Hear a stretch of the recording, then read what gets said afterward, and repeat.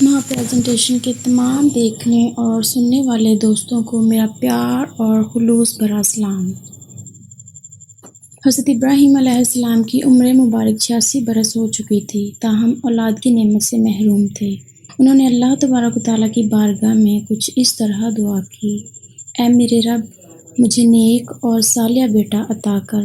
یہ دعا اللہ کی بارگاہ میں قبول ہوئی اور آپ علیہ السلام کی دوسری بیوی حضرت ہاجرہ رضی اللہ تعالیٰ عنہا کے بدن سے آپ علیہ السلام کو حضرت اسماعیل علیہ السلام کی پیدائش کی خوشخبری سنا دی گئی۔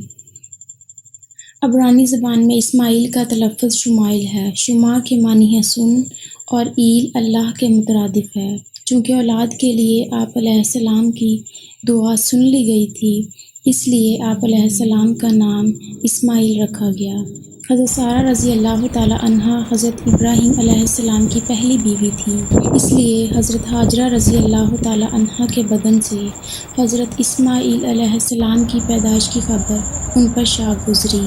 اس لیے انہوں نے حضرت ابراہیم علیہ السلام سے اصرار کیا کہ حضرت ہاجرہ رضی اللہ تعالیٰ عنہا اور ان کے بیٹے کو یہاں سے دور کر دو، یہ لوگ میری نگاہ کے سامنے نہ رہیں۔ حضرت ابراہیم علیہ السلام کو یہ بات بہت ناگوار گزری، مگر جب بارگاہ الہی سے حکم ہوا کہ حضرت ہاجرہ رضی اللہ تعالیٰ عنہا اور اسماعیل علیہ السلام کو عرب کے ریگستان میں چھوڑ دیا جائے، حضرت ابراہیم علیہ السلام حضرت ہاجرہ اور اسماعیل کو اسی جگہ لے آئے جہاں آج کعبہ ہے، اور اس زمانے میں یہ جگہ بالکل غیر آباد تھی۔ ایک تھیلی کھجور اور ایک مشکیزہ پانی کے ہمراہ آپ رضی اللہ تعالیٰ عنہا نے انہیں وہاں چھوڑ کر جب جانے لگے تو بی بی ہاجرہ رضی اللہ تعالیٰ عنہا نے انہیں روک کر پوچھا: ہمیں اس بیابان میں چھوڑ کر آپ کہاں چل دیے؟ حضرت ابراہیم علیہ السلام کی خاموشی پر حضرت بی بی ہاجرہ نے پوچھا: کیا یہ میرے رب کا حکم ہے؟ حضرت ابراہیم علیہ السلام نے ہاں میں جواب دیا۔ تب بی بی ہاجرہ رضی اللہ تعالیٰ عنہا نے انہیں جانے دیا اور فرمایا: ہمارے لیے اللہ ہی کافی ہے۔ حضرت ابراہیم علیہ السلام چلتے چلتے ایسی جگہ پہنچے کہ دونوں ماں بیٹا نگاہوں سے اوجھل ہو گئے۔ تب آپ علیہ السلام نے اپنے دونوں ہاتھ بلند کیے اور اللہ کے حضور عرض کیا: اے میرے رب، میں نے بسائی ہے ایک اولاد ایسے میدان میں جہاں کھیتی نہیں، تیرے ادب گھر والے کے پاس۔ اے رب، تا قیامت قائم رکھ۔ رب، اے رب، بعد لوگوں کے دل جھکتے ہیں ان کی طرف، اور ان کو روزی عطا فرما اپنے فضل سے تاکہ یہ شکر کریں۔ حضرت ہاجرہ رضی اللہ تعالیٰ عنہ چند روز مشکیزے سے پانی پیتی رہیں اور کھجوروں سے گزارا کرتی رہیں، اور حضرت اسماعیل علیہ السلام کو دودھ پلاتی رہیں۔ جب پانی اور کھجوریں ختم ہو گئیں تب وہ پریشان ہو گئیں، کیونکہ وہ خود بھی بھوکی تھیں، اس لیے دودھ بھی نہ اترتا تھا، اور بچے نے بھوک اور پیاس سے رونا شروع کر دیا تھا۔ بچے کی بے چینی دیکھ کر حضرت ہاجرہ رضی اللہ تعالیٰ عنہا نے پانی کی تلاش شروع کر دی، اور وہ صفا پہاڑی پر چڑھیں کہ شاید کوئی اللہ کا بندہ نظر آ جائے یا کہیں سے پانی مل جائے، مگر کچھ نظر نہ آیا۔ پھر وہ واپس وادی میں آ گئیں، اور پھر وہ دوسری پہاڑی مروا پر چڑھیں کہ کہیں پانی نظر آ جائے۔ اسی طرح آپ رضی اللہ تعالیٰ عنہا نے 7 چکر لگائے۔ ممتا کا یہ جذبہ اللہ تبارک و تعالیٰ کی بارگاہ میں اس قدر مقبول ہوا کہ بیت اللہ کی زیارت کے لیے آنے والے ہر فرد پر اللہ تبارک و تعالیٰ نے اسے لازمی قرار دے دیا کہ حضرت ہاجرہ رضی اللہ تعالیٰ عنہا کی سنت کی پیروی کرتے ہوئے صفا اور مروہ کے پہاڑوں کی سعی کرے۔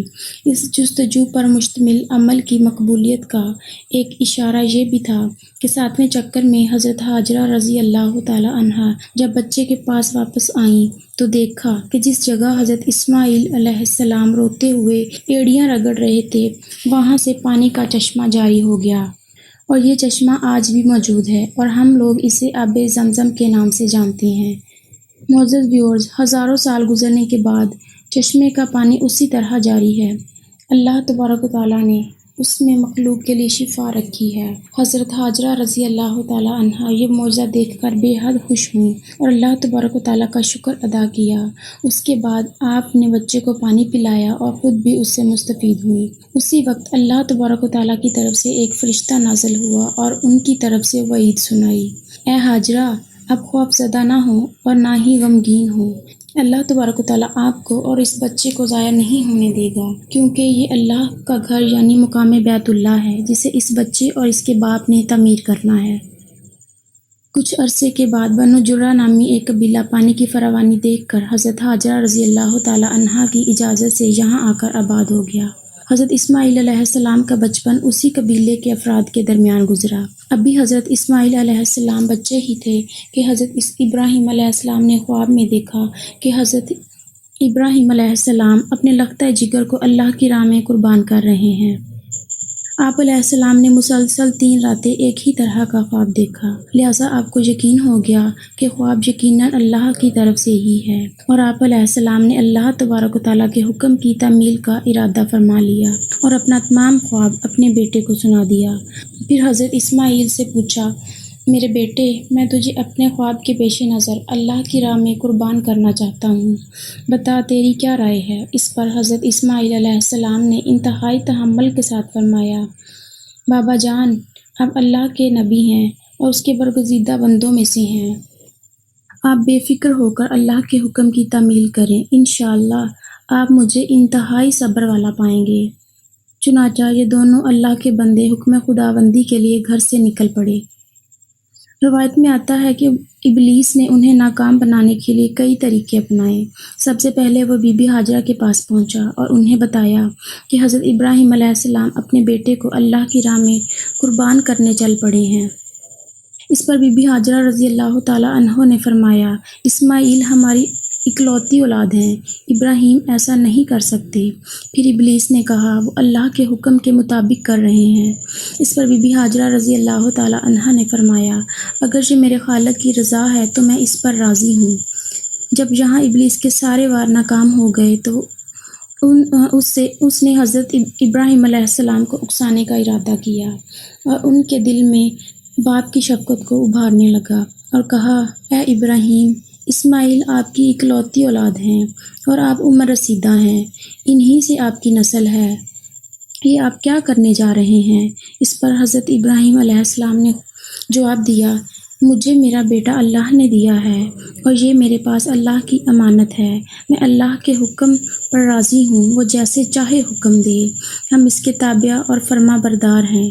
آپ علیہ السلام کے جواب سے ابلیس کو سخت مایوسی ہوئی، لیکن اس نے آپ علیہ السلام کو بہکانے کی اپنی ناکام کوششیں جاری رکھیں، حتیٰ کہ اس نے حضرت اسماعیل علیہ السلام کو بھی بہکایا، لیکن وہ بھی اپنے مقصد پر ڈٹے رہے۔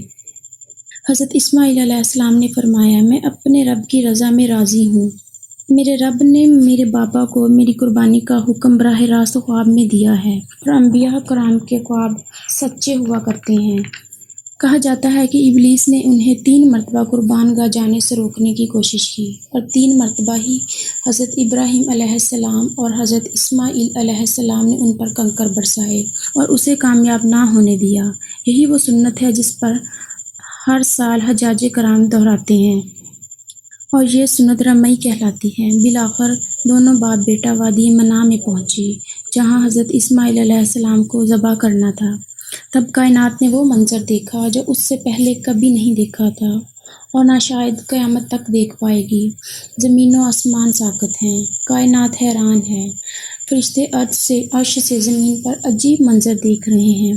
تب ہی اسماعیل علیہ السلام کہتے ہیں، ابا جان، آپ میرے دونوں ہاتھ اور دونوں پاؤں باندھ دیجیے تاکہ چھری چلاتے وقت آپ کو کوئی دقت نہ ہو، اور ابا جان، آپ مجھے زمین پر منہ کے بل لٹائیے گا کہ کہیں آپ کو مجھ پر ترس نہ آ جائے اور آپ مجھے ذبح نہ کر پائیں۔ ابا جان، اپنی آنکھوں پر پٹی باندھ لیجیے گا اور ذبح کرنے کے بعد میرا کرتا میری ماں کو دے دیجیے گا تاکہ انہیں صبر آ جائے۔ باپ نے سب باتوں پر عمل کیا، بیٹے کا ماتھا چوما، پاؤں باندھے اور بیٹے کو زمین پر منہ کے بل لٹا دیا اور چھری چلا دی، لیکن چھری نے حضرت اسماعیل علیہ السلام کو نہ کاٹا، کیونکہ اللہ تبارک و تعالیٰ کو کچھ اور ہی منظور تھا۔ حضرت ابراہیم علیہ السلام چھری چلاتے ہیں مگر چھری نہیں چلتی، آپ پورا زور لگاتے ہیں مگر چھری ہے کہ چلنے کا نام ہی نہیں لیتی۔ آپ علیہ السلام چھری سے فرماتے ہیں، اے چھری تو کیوں نہیں چلتی؟ میرے ننھے اسماعیل کا گلا تو بہت نازک ہے، تو کیوں نہیں چلتی؟ عجیب منظر ہے، کائنات خاموش ہے۔ تب اللہ تبارک و تعالیٰ عرش پر حضرت جبرائیل علیہ السلام سے فرماتے ہیں کہ جبرائیل جاؤ اور جنت سے مینڈا لے جاؤ، میرا خلیل پیچھے نہیں ہٹے گا، جاؤ اور اس کی قربانی کرو۔ تب حضرت جبرائیل علیہ السلام جنت سے مینڈا لے جاتے ہیں اور چھری کے نیچے سے حضرت اسماعیل علیہ السلام کو ہٹا کر مینڈا رکھ دیتے ہیں۔